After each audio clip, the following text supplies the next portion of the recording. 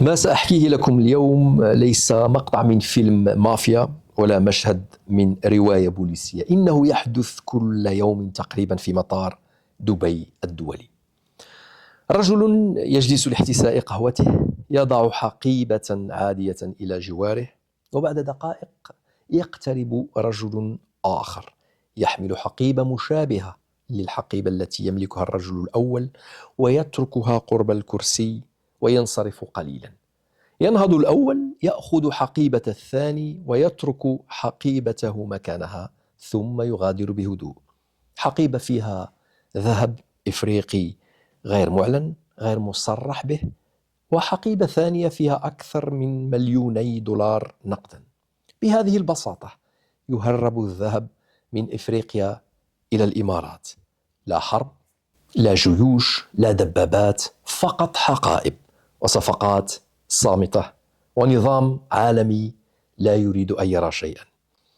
هذه العملية الصغيرة هي الواجهة الهادئة لأعنف عملية نهب مستمرة لمدة سنوات في العالم المعاصر. ذهب ينتزع من قارة تنزف ويغسل في مدينة لامعة تريد أن تصبح عاصمة الذهب العالمية.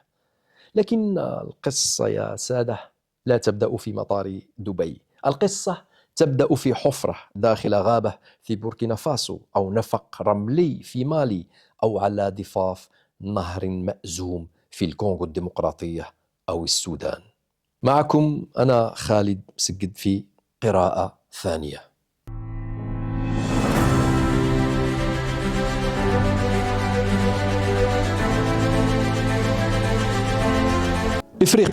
إفريقيا القارة التي تنزف ذهبا.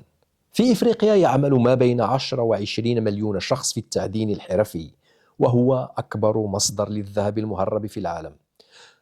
نرى رجال ينزلون في أنفاق ضيقة بلا حماية، نساء يغسلن الصخور في أحواض ملوثة بالزئبق، أطفال يحملون أكياس الطين لأن أجسادهم الصغيرة تناسب الأنفاق التي لا يتجاوز عرضها 40 سنتيمترا. فهذه المناجم تنتج ما بين 443 و 596 طنا من الذهب سنويا. 70% منه لا يسجل رسميا ولا تراه الدول الإفريقية.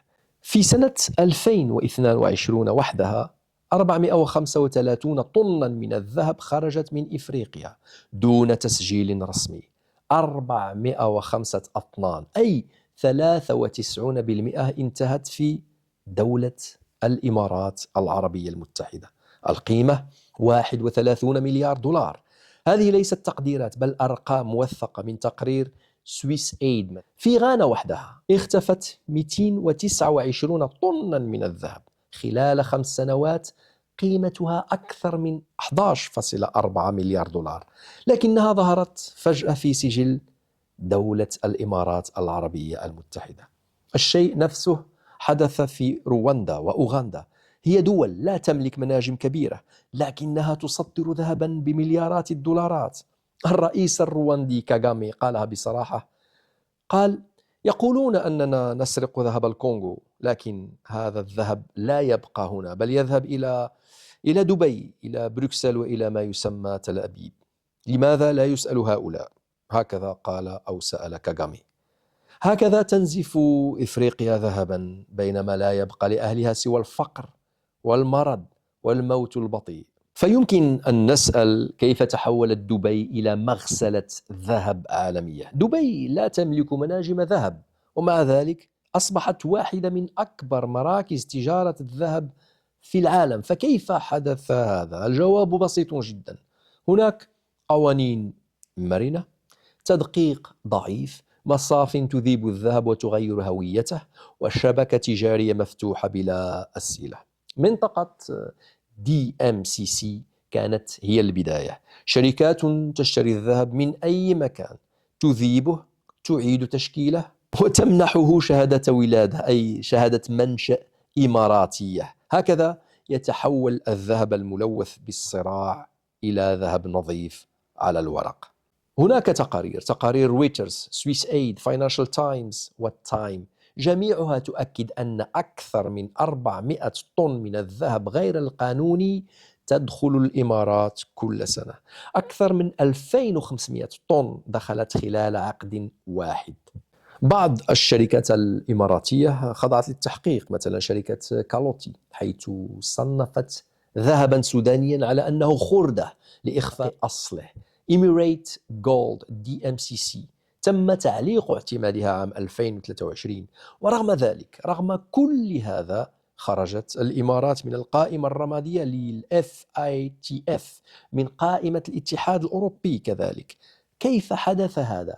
فقط لأن العالم يريد الذهب، العالم يحتاج الذهب، وهو يريده بصمت. فالغرب هو شريك صامت في هذه الجريمة. قد يظن البعض أن القصة محصورة بين إفريقيا والإمارات، لكن الحقيقة المرة أن الطرف الأكبر المستفيد من الذهب المغسول هو الغرب. هناك سويسرا، الهند، أوروبا، الولايات المتحدة الأمريكية. جميع تلك الدول تعتمد على الذهب الذي يمر عبر دبي لأنه يصبح نظيفا على الورق. سويسرا التي تعتبر أكبر مصفاة للذهب في العالم، 70% من ذهب العالم يمر عبر أراضيها. فسويسرا تقول: نحن لا نشتري الذهب الحرفي مباشرة من إفريقيا، ولكنها تستقبل أطنانا منه حين يأتي من الإمارات. المحلل مارك أومل قال بوضوح: هناك نفاق واضح. المصافي السويسرية ترفض الذهب الإفريقي المباشر، لكنها تقبل الكميات نفسها حين تأتي من دبي. الهند كذلك، وهي أكبر مشتري للذهب في العالم، هي لا تسأل عن أصل الذهب، المهم هو السعر، والذهب المغسول في الإمارات هو الأرخص دائما. أوروبا والولايات المتحدة يعرفون أن الإمارات تستقبل 400 طن من الذهب غير الشرعي، غير القانوني سنويا، ومع ذلك هم أزالوها. أوروبا وأمريكا أزالوا الإمارات من القوائم الرمادية والسوداء. كلهم يعرفون ويعلمون جيدا خبايا فضيحة إيواي كالوتي ومستشارها الذي كان يعمل عندها، والذي كشف شراء الذهب السوداني ثم تم طرده بعد سنوات، وبعد ذلك حكمت له المحكمة ب$11 مليون كتعويض. الدليل واضح، الغرب يعرف ويصمت. هناك أيضا ذهب روسيا وفاغنر. بعد العقوبات على روسيا بعد حربها مع أوكرانيا، الذهب الروسي دخل الإمارات ثم خرج للعالم وكأنه ذهب إماراتي.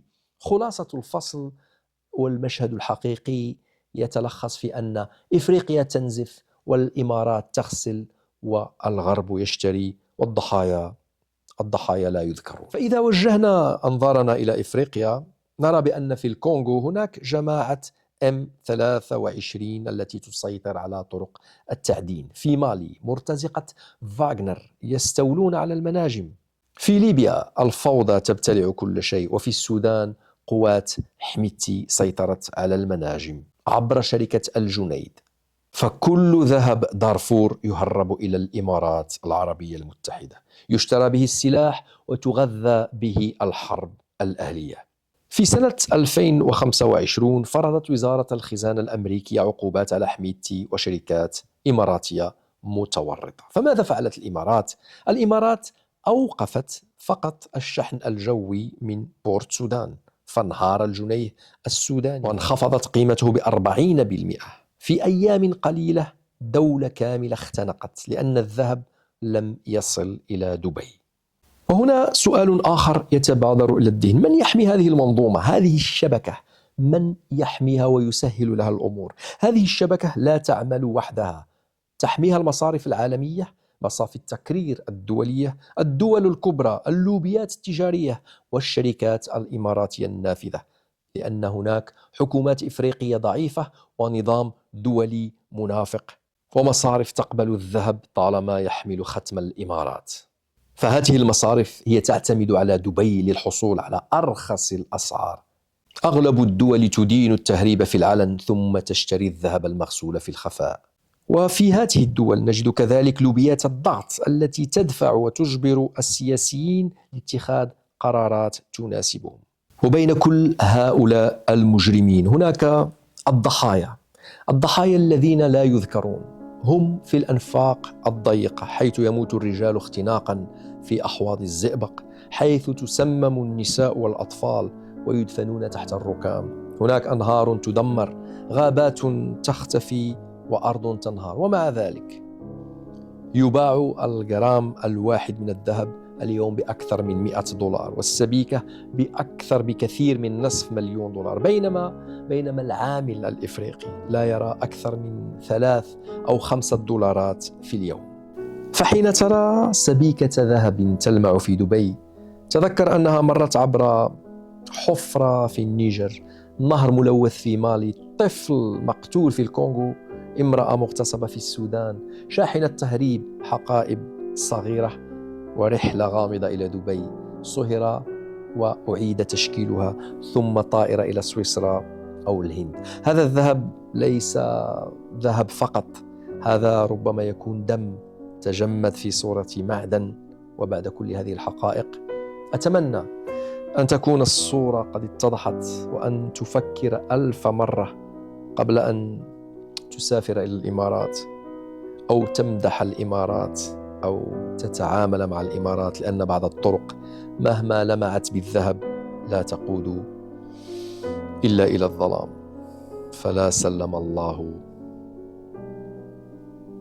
السلام عليكم ورحمة الله تعالى وبركاته.